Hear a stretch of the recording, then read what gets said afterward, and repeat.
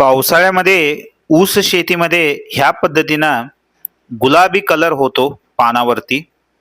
तर हा कोणता रोग नसून हे एक पोषक द्रव्य पोषक तत्वाची कमतरता आहे.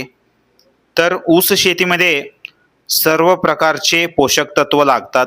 तर त्याच्यामध्ये nitrogen, phosphorus, potash, calcium, magnesium, sulphur आणि मायक्रो न्यूट्रिएंट्स ह्या पद्धतीनं सर्व प्रकारचे पोषक तत्व ऊस शेतीला आवश्यक असतात.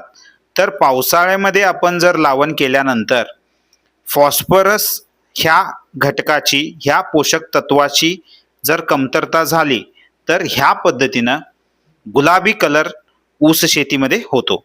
तर आपण बघू शकता गुलाबी कलर जो आहे तो पानावरती ह्या पद्धतीनं होतो. तर ह्या पद्धतीनं जर गुलाबी कलर झाला तर ऊसामध्ये वाढ ही कमी होते, फुटव्यांची संख्या कमी होते.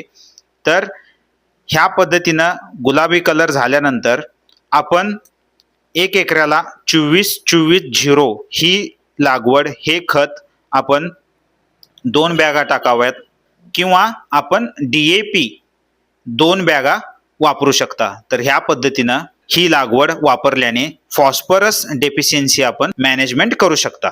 फॉस्फरस कमतरता किंवा डेफिशियन्सी मॅनेजमेंट करणं खूप महत्त्वाचं आहे. तर ऊसामध्ये वाढ होण्यासाठी फॉस्फरस खूप महत्त्वाचं असतं.